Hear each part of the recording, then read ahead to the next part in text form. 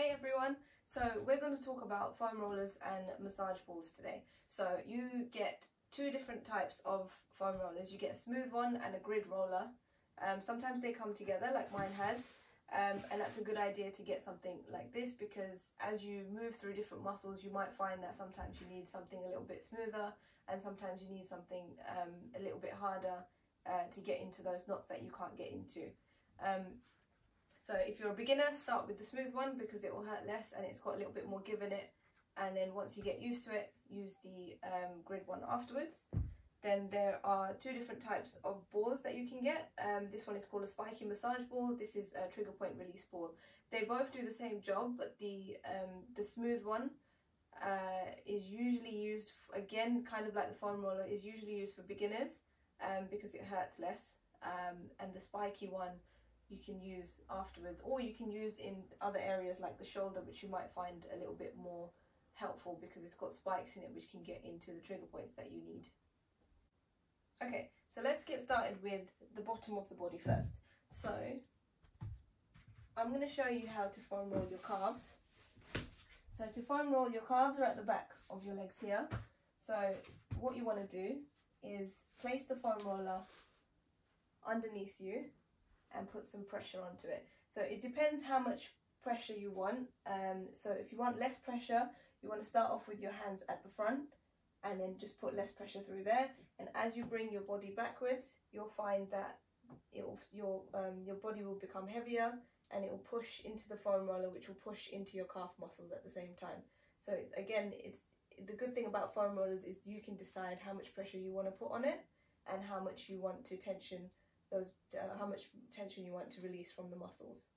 So you start off with the bottom of your calves first, and you want to hold for about 30 seconds to a minute, and that will help you to loosen the trigger point or any knots that you have in that area. And the more you hold, the easier it is, rather than trying to roll up and down, which other videos may show you, but I just find this technique so much easier because you can just sit there and let the foam roller do the job for you. And then you move to a different part of your calf and do the same thing here. So you want to work along the muscle, and if you feel any areas that require a little bit more attention, you can hold for longer if you want to. It's really up to you how much you want to hold for. So ideally, with the pain level that you need, I would say don't go over a 4 out of 10 pain, with 10 being the most pain you've ever experienced before. So you want to stick to about a 4 out of 10. You don't want to go any higher than that because you're going to find that your muscles will just be really sore the next day, and that's not something that you want. So another technique you can use is just placing the foam roller in between your legs, and then you can move your hips from side to side. So moving it from side to side is going to give you a cross-fiction type massage, so you're going across the fibers of the calf muscle, and again that will give you a different type of release. Okay, let's move on to your quad muscles, so your front of the thigh muscles. So this is the one most people like to use the foam rollers for. The easiest way to do this is by using a muscle energy technique, which us physios use to treat patients. So what you want to do is do one leg at a time to start off with. So you want to go into kind of like a plank position. If you want to come on your forearms, it's a lot easier. So you're putting your weight onto the foam roller, and then all you have to do is pick a spot to start off with. So we're going to do the same as we did with the calves. You're going to start off with the bottom of the knee first, bottom of the thigh muscle, shall I say, and then you're just going to bend your knee and straighten. So as you bend and straighten, your muscles basically contract and relax, and the foam roller applies the pressure to the trigger point, which will then help to release the trigger point a lot easier. This is much less painful than trying to put all your weight onto the foam roller and rolling up and down. I find this so much easier. So again, just trying to find that right tension spot that you want to release. So find it and then hold, bend and straighten, bend and straighten. And you want to do the same thing here, 30 seconds to a minute on each spot, or just until it feels released. So the other way to do this, as you may already know, is actually just rolling up and down. So rolling up and down like this, making sure that your other leg, I don't know if you can see, let me swap my legs.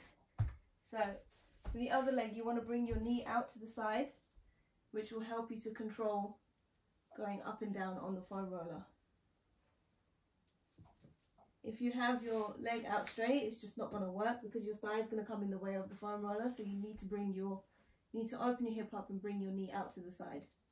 So rolling up and down is something that you can do. It still works, but I just find it to be more painful, so I prefer to use the muscle energy technique that I've shown you. And this is going to test your ab muscles, so you know, change your hand position as much as you need to. Come up onto your hands, come down onto your forearms, do whatever you needed to help you to stay in that position. So you use your foot to help propel you forwards and backwards. The most important bit, which most people forget to do, is the top of the hip flexors. So come right at the top of the thigh, and then you want to do that technique that I said earlier, where you're bending and straightening. Do not forget the top of the hip flexors, so the top of the thigh. It's really good to release the quads if you've got lower back pain.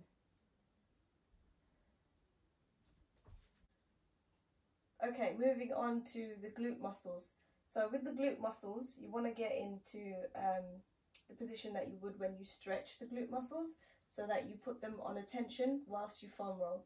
So you're going to start off with sitting on your foam roller, and then you're going to, let's work the left glutes first. So bring your left ankle onto your right knee, and then you're going to lean slightly on your left side, and then all you need to do is just roll up and down, and you'll feel the foam roller working on your glute muscles. It is really tender, so really use your arms to support your weight. Use your right foot as well to help take some of the weight off. So the more you lean onto that left side, the more weight you'll be putting on the foam roller. So just moving up and down, and again, same thing applies here. You can do a hold and release technique, so where you're holding for 1 minute or 30 seconds, and you just stay in that one area, and then move to a different area and do the same thing. So I'm going to show you how to use the balls to release your glute muscles. So it doesn't matter which one you use, I'm just going to use the spiky massage ball to show you. So you want to place the ball right under your bum cheek.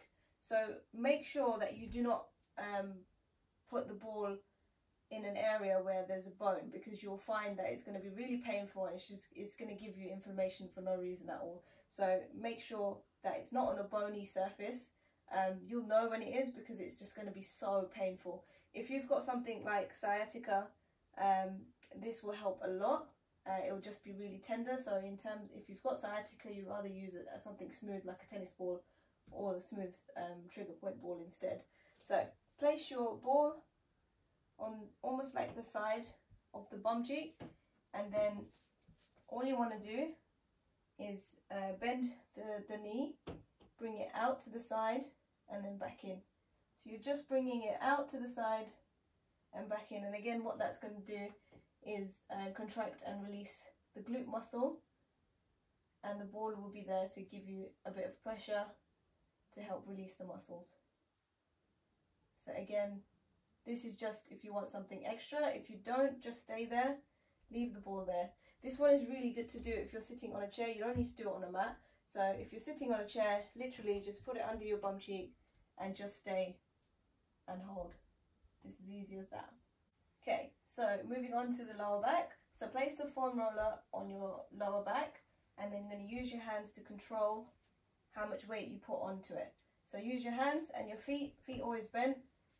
Put all your weight onto the foam roller, and then you're just going to roll sort of at the top of your bum cheeks and on your lower back.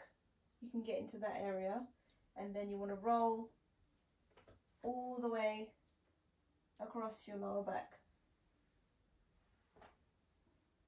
The other way to do this is if you're lying completely on your back. Place the foam roller under your back, and then You're just going to use your arms to help guide the foam roller. So find the spot that you want to work on and then just hold in that area. The more you let your back arch, the more pressure that's going to go into the foam roller.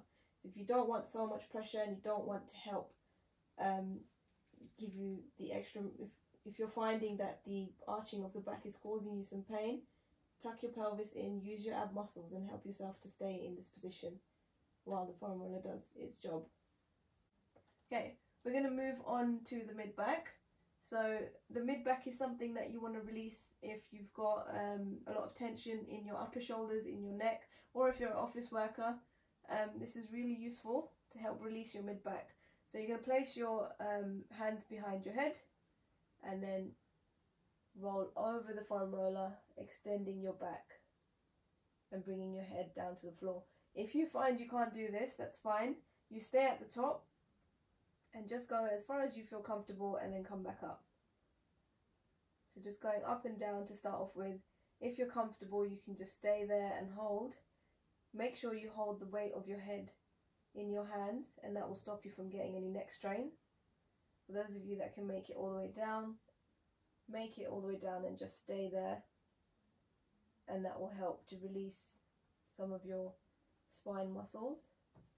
And then you do the same thing here, move to a different section, and then you do the same thing, so bringing the head behind and back up, or just holding it there. It's such a nice relief on your mid back. Other option is to just roll, so either keep your hands here, you can have your hands crossed wherever you want to put them. So you just want to roll on your mid back just like you did with your lower back, and this will feel great because it's going to feel like somebody's giving you a massage.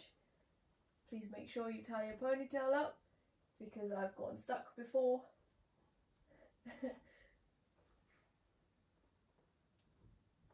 Or you can simply just roll up and down like you did with your lower back. So place your hands wherever you want to put them, rolling up and down on your mid back. Okay, now to show you how to use the balls to help release your shoulder muscles. So again, you do the same thing here.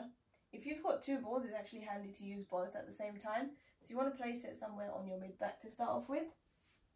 And then again, use your the weight of your hands to support your body so that you're not putting too much pressure on it. And then just relax back into the balls and the balls will do the work for you. If you've got two, just arrange them so that they're on either side of the spine, and it's just much easier. Double the work done in one go. So if you're just using one, it's a little bit harder, so you want to place it on one side of your back, just in between your shoulder blades, and then lean over to the opposite side so that you're not putting too much weight onto this shoulder. And then all you want to do is just bring that shoulder back and forward, back and forward. And again, what this is going to do is help to contract and release the muscles in between the shoulder blades. So once you've done one area, move it to a different area, and then you want to do the same thing again. So back and forth, just play with your hand, play with the different positions, and you'll find that different positions will give you a different type of release. So you can move your arm up and down, side to side, bend your elbow to help you to move from side to side, or you can just literally go around in a circle. And then as you make your way up the shoulder, especially to those tension areas at on the upper back, where most people hold their tension, this is going to feel nice. So with this one, you want to start getting your shoulder involved a little bit more and putting a little bit more weight on that side. So if you don't want to do the movements, you can simply just lean over to the left side, use your legs to help shift your weight. So if your legs are over to the opposite side, then you won't have that much weight on your upper body. If you move your legs over to this side, you'll find that more weight is applied on that ball on that side, and literally you can just lie here and let the ball do its job. Another great way to use these balls is against the wall to help release the tension on your upper back. So place the ball in between the wall and your back, and then you're just going to make sure that it's not in the middle of the spine. So you just want to keep it to one side at a time, and then you're just going to roll up and down using your knees to bend to help the ball to move. And then you can do the same thing here, where you move your arm around to help contract and release the muscles. It's also great for the neck in this position, so place it at the top of the neck, and here it's better to just hold rather than rolling up and down, because it's a really tender area, and the amount of pressure you put on the ball is up to you, so you decide how much to push into the ball. So key points to remember: use the smoother versions of everything if you're a beginner particularly, but also if you're finding things are too painful.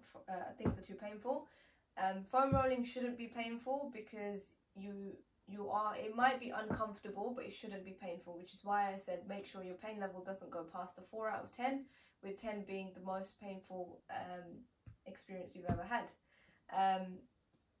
Foam rolling is great to help reduce tension build up in the muscles if you've got really tight muscles. So if you've got low back pain, for example, it's great to foam roll the quad muscles, so the front of the thigh muscles, and obviously your lower back and the whole of your spine.